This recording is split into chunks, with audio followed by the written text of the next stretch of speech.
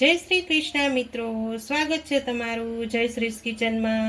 તો આજે હું તમારી સાથે શેર કરીશ એકદમ નવો હેલ્ધી નાસ્તો જે ઓછા તેલમાં બનતો અને 10 થી 15 મિનિટમાં તૈયાર થઈ જાય છે। એકદમ એવો હેલ્ધી નાસ્તો આપણે બનાવવાના છીએ। તો તેના માટે અહીંયા મેં 1 વાટકી ચણાનો લોટ લીધો છે। ચણાનો લોટ મેં ચાળીને લીધો છે। તો આપણે તે જ વાટકીથી આપણે 1 વાટકો રવો એડ કરવાનો છે। તો અહીંયા આપણે તે જ વાટકીના માપથી 1 વાટકી આપણે રવો એડ કરી દઈશું। આ નાસ્તો એકદમ સરસ ટેસ્ટી અને સ્વાદિષ્ટ બને છે અને નાના મોટા બધાને જ ખૂબ જ ભાવે છે તેવો આ નાસ્તો બનીને તૈયાર થાય છે। તો અહીંયા આપણે બંને લોટને સરસ રીતે મિક્સ કરી લેવાનો છે। હવે આપણે તેમાં બધા જ મસાલા એડ કરી દઈશું। અહીંયા મેં મીડિયમ સાઈઝનું ટમેટું કટિંગ કરીને લીધું છે, આપણે તે એડ કરી દઈશું। અને મીડિયમ સાઈઝની ડુંગળી લીધી છે, તે પણ આપણે એડ કરી દઈશું। અહીંયા મેં કેપ્સિકમ મરચું કટિંગ કરીને લીધું છે, તે પણ આપણે એડ કરી દઈશું।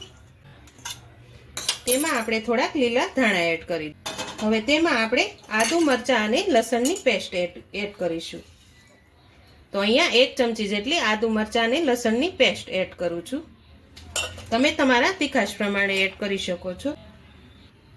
અડધી ચમચી જેટલા મેં અજમા લીધા છે, તે હાથેથી ક્રશ કરી એડ કરી દઈશું। અજમાનો ફ્લેવર એકદમ સરસ આવશે। હવે તેમાં આપણે સ્વાદ પ્રમાણે નમક એડ કરીશું। 1 ચમચી જેટલું ધાણા જીરું પાવડર એડ કરીશું। હળદર આપણે એડ કરીશું। હવે આપણે બધા જ મસાલાને સારી રીતે મિક્સ કરી લેવાના છે। તમને જો મારા વિડીયો પસંદ આવતા હોય અને મારી ચેનલને તમે લાઈક ને શેર કરવાનું તો ભૂલતા જ નહીં। અને મારી ચેનલમાં જો નવા હોય ને તો સબસ્ક્રાઇબ પ્લીઝ કરી દેજો। તો આ રીતે આપણે બધા જ મસાલાને એકદમ સરસ રીતે મિક્સ કરી લેવાના છે। હવે આપણે થોડું થોડું પાણી એડ કરતા જશું અને મિક્સ કરતા જશું। તો આપણે બેટર એકદમ ઘાટું પણ નહીં અને આછું પણ નહીં તેવું આપણે રાખવાનું છે।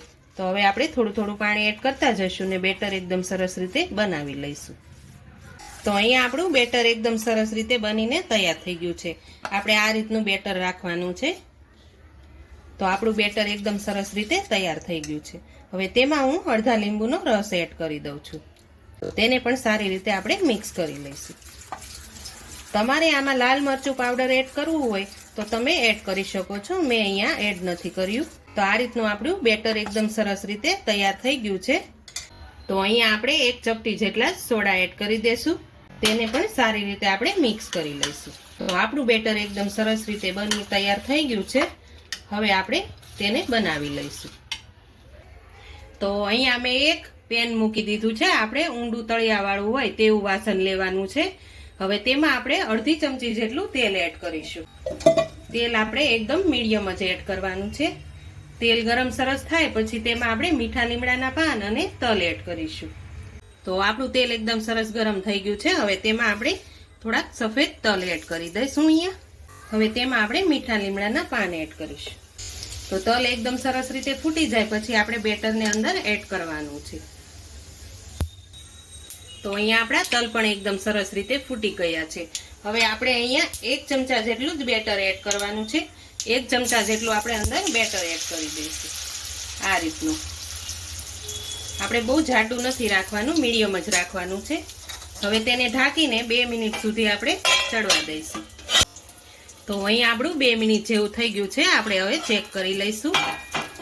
તો આપણે નીચેનું પડ એકદમ સરસ રીતે ક્રિસ્પી બની ગયું હશે। જો આ રીતે આપણે તેને ધીમેથી ઉઠલાવી લેવાનું છે અને પલટાવી લેવાનું છે। હવે બીજી સાઈડ પણ આપણે એકદમ સરસ રીતે ચડવા દઈશું।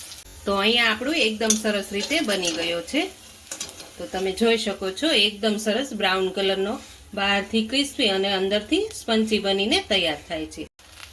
તો અહીંયા આપણે બીજો પણ એકદમ નાસ્તો સરસ બનીને તૈયાર થઈ ગયો છે। તો આ રીતે આપણે બધા જ બનાવી લઈશું। તો તૈયાર છે આપણો એકદમ નવો હેલ્ધી નાસ્તો। તો જો બહારથી એકદમ ક્રિસ્પી અને અંદરથી એકદમ સોફ્ટ બનીને તૈયાર થયો છે, તમે જોઈ શકો છો। તો તમે પણ આ રેસીપી ઘરે જરૂરથી ટ્રાય કરજો। જો તમને મારી રેસીપી પસંદ આવી હોય તો મારા વિડીયોને લાઈક કરજો, વધુમાં વધુ શેર કરજો અને હજુ સુધી મારી ચેનલને સબસ્ક્રાઈબ ન કરી હોય તો પ્લીઝ સબસ્ક્રાઈબ કરજો। કોમેન્ટ કરીને કહેજો કે તમને મારી આજની રેસીપી કેવી લાગી.